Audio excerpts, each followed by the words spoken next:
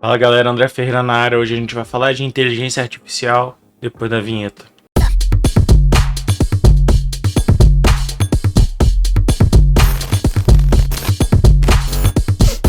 Bom, esse tema é um tema um pouco místico, né? Na cabeça do senso comum popular, vamos dizer assim. Das pessoas acharem que inteligência artificial são aquelas super máquinas que aparecem nos filmes e tal, né? Mas vamos falar o que é, na real, o que a gente tem até hoje com relação a inteligências artificiais. O que compõe isso daí, não é uma área tão simples assim, né? Mas vamos lá. Eu vou colocar alguns tópicos aqui do que a gente tem hoje que está dentro dessa classificação que se chama inteligência artificial, para vocês conseguirem entender que, no meu entendimento, essa categoria de softwares elas é a união de várias coisas, né? A procura de tentar chegar no algoritmo que, de certa forma, vai utilizar todas essas áreas para compor de fato alguma coisa mais próxima de uma consciência, vamos dizer assim. Eu acho que é mais ou menos a ideia originária, né? Então vamos lá. Vamos lembrar que inteligência artificial basicamente são algoritmos, e algoritmos que realizam funções específicas como todo algoritmo, ok? Então o primeiro algoritmo que eu quero falar é o algoritmo de text to speech, né? O texto para fala. Isso é um algoritmo que já vem sendo feito por várias empresas, não é só a Google, mas é o mais conhecido, obviamente, que é o Google. E aí a gente também tem o inverso, né, que é o speech to text, que aí a gente está falando de passar de linguagem falada para um texto. Obrigado. Pegando um cafezinho. Cafezinho aqui pra galera. La caneca del papai. Então esses algoritmos de leitura de texto transformando em fala, fala transformadas em texto, elas são um dos algoritmos que são super importantes dentro da inteligência artificial. Inclusive toda inteligência artificial que fala, né, que se comunica, ela vai ter algum tipo de text to speech, porque, né, obviamente a gente precisa fazer esses algoritmos, às vezes precisam fazer interpretação de perguntas faladas e coisas do tipo, transformar em texto para poder ser processado, né? Obviamente o computador ele não processa áudio, ele processa texto, ele processa binário, então esse texto ele vai ser transformado em binário e depois ele vai ser processado. Então esses algoritmos eles procuram cada vez mais conseguir interpretar o que está sendo falado e transformado em um texto em inglês ou português, enfim. E aí existem várias ferramentas para você poder fazer isso. Inclusive a pessoa que edita uma das pessoas que edita os vídeos me mostrou uma ferramenta super bacana que você consegue pegar um áudio, né, um vídeo falado, e consegue fazer as legendas ou consegue fazer o texto, transformar em texto, assim. Então, assim, perceba que esse algoritmo ele tem várias aplicabilidades, né? Você pode, por exemplo, transformar um livro em audiobook em livro, você pode fazer legendas de um filme, você pode fazer várias coisas. Então, ele não é utilizado só para o fim de uma inteligência, entre aspas, artificial, ok?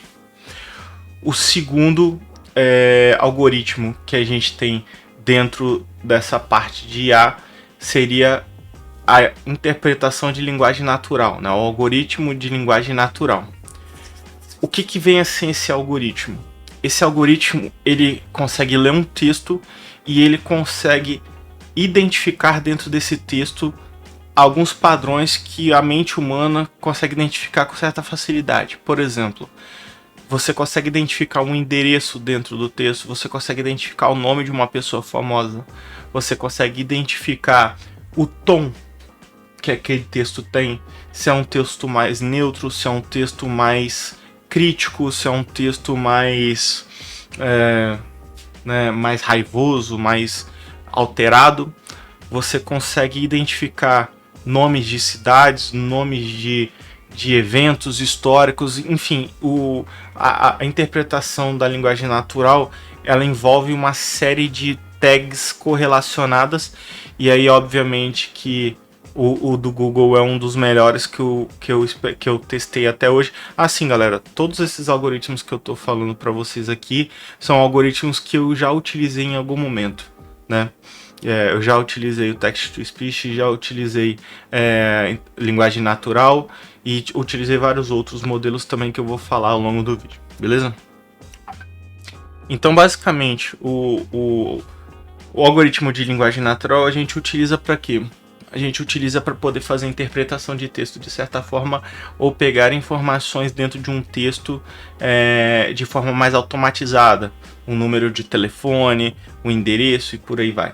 Então, dentro de um texto corrido, você consegue passar esse algoritmo, o algoritmo te retorna tagueamentos falando o que tem dentro daquele texto ali.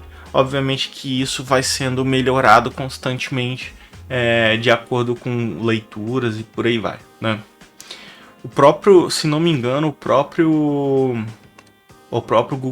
Google Translate utiliza esses tipos de algoritmos para conseguir fazer melhores adaptações de textos e tudo mais, né?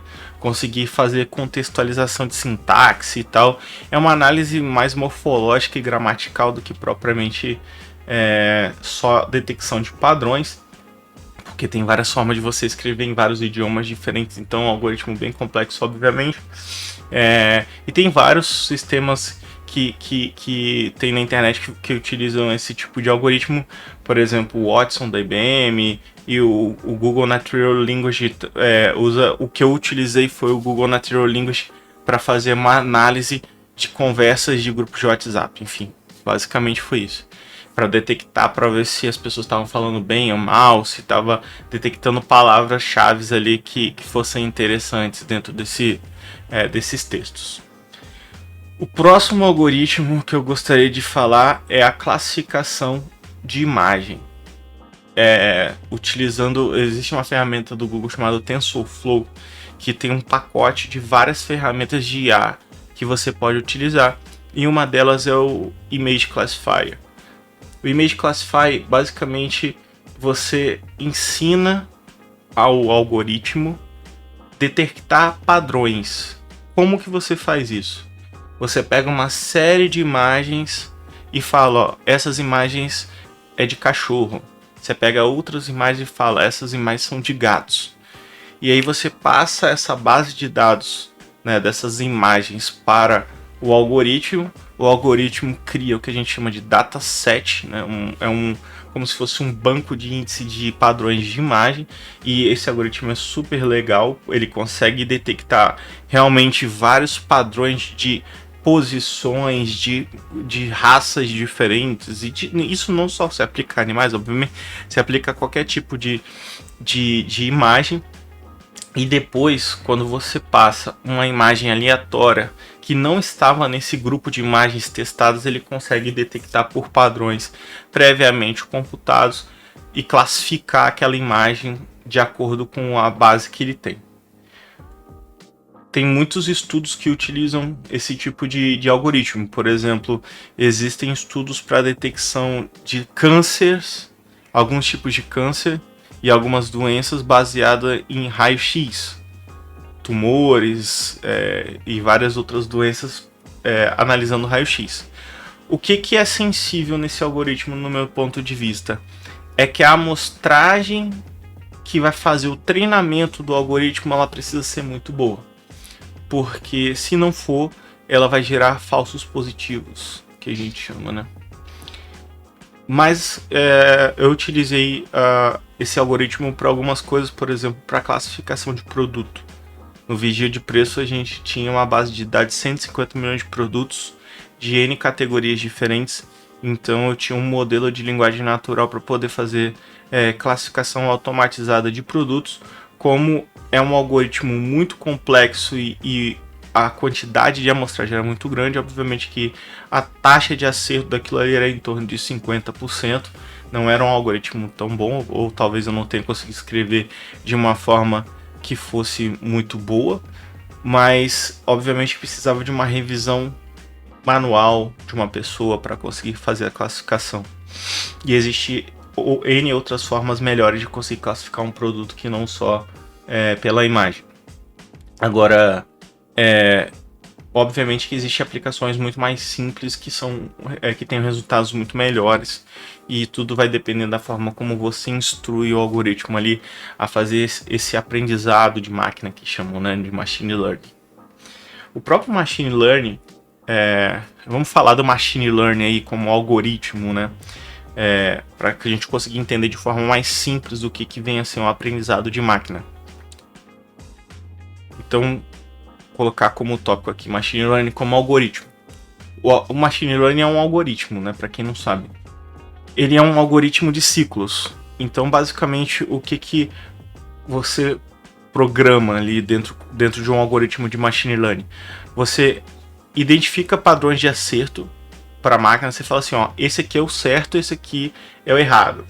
Ou você pode falar, só esse aqui que é o certo, e a máquina vai começar a tentar várias possibilidades e vai gerar ciclos de aprendizado, que dentro do TensorFlow, por exemplo, eles chamam de genes, né, de gerações. Então o sistema ele vai testando, ele ramifica para 2 testes, quando ele acerta, ele vai descartar a ramificação errada e vai progredir na ramificação certa e vai depois ir ramificando de novo para mais 2 testes, até que ele vai chegar no momento que ele vai conseguir otimizar aquelas tentativas e erros a ele sempre acertar. Por isso que algoritmos de machine learning são classificados normalmente por taxa de acerto, né? Quanto maior a taxa de acerto do modelo, melhor o modelo é. Mas obviamente que isso depende muito dos inputs que você está dando no começo do aprendizado de máquina, e normalmente esses ciclos de aprendizados eles demoram bastante tempo para você poder processar, porque a máquina vai ficar fazendo testes e mais testes e mais testes até conseguir fazer um modelo ficar razoavelmente bom. E quando você explica assim, né, parece ser relativamente simples, mas não é. Porque se você colocar inputs errados, você vai gerar um dataset, né? Você vai gerar uma base de aprendizado que vai ter resultados errados, e obviamente isso vai gerar uma série de falsos positivos ali na frente. E aí, por mais que o sistema esteja dando uma taxa de acerto alta, você sempre vai precisar de um analista que entenda daquela validação ali, vamos dizer assim, para conseguir saber se realmente aquela fórmula ali está correta ou se o modelo está errado, precisa ser descartado. Inclusive, quem tiver curiosidade, dá uma olhada no site do TensorFlow, vocês vão conseguir ver que existem vários modelos pré-processados. O que vem a ser isso, né? Engenheiros de machine learning, de inteligência artificial do Google, da IBM, da Microsoft, eles pré-processam modelos de algumas funcionalidades específicas, obviamente, e disponibilizam esses modelos pré-processados para qualquer pessoa poder ir lá e baixar e testar e utilizar nos seus sistemas de classificação, seja de imagem, seja de tradução e tal. Existem várias outras coisas nesse sentido. Beleza? E aí vamos falar um pouco o que dá esse mix, né, de modelos, né?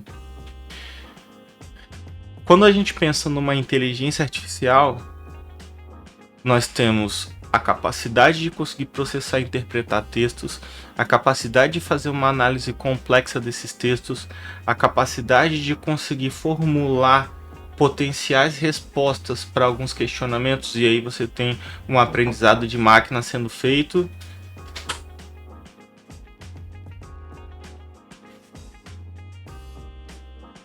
Chegou na hora errada, né? Valeu. Bom, só para finalizar esse vídeo, já que eu fui interrompido, né? Bom, existem vários outros algoritmos, obviamente, de inteligência artificial aí, que a gente pode classificar dentro desse ecossistema de inteligência artificial. E, obviamente, também tem muito algoritmo que está aí escondido por debaixo dos panos, muito mais complexos do que simplesmente essas funcionalidades separadas. E aí quando você junta isso tudo aí, obviamente que dá para fazer alguma coisa muito mais complexa, de talvez uma IA que consiga responder ali alguns tipos de perguntas e por aí vai, que a gente já vem vendo aí no mercado que existia alguns projetos nesse sentido, mas obviamente que eu não considero que nenhum desses projetos atualmente tem a capacidade cognitiva de conseguir ter consciência, alguma coisa do tipo assim, porque de fato nós estamos falando de algoritmos de interpretação, algoritmos simples, né? Eu não vejo hoje no mercado nada muito complexo a nível de conseguir automatizar um aprendizado sem a intervenção humana em algum sentido. Obviamente que precisa ser programado, né? Todos esses algoritmos eles são programados para ter um comportamento específico, não é um comportamento generalista como seria necessário para ter uma máquina aprendendo qualquer coisa, enfim. Mas se você está gostando do conteúdo, se inscreve no canal aí, manda para seus amigos, a gente se vê na próxima. Valeu!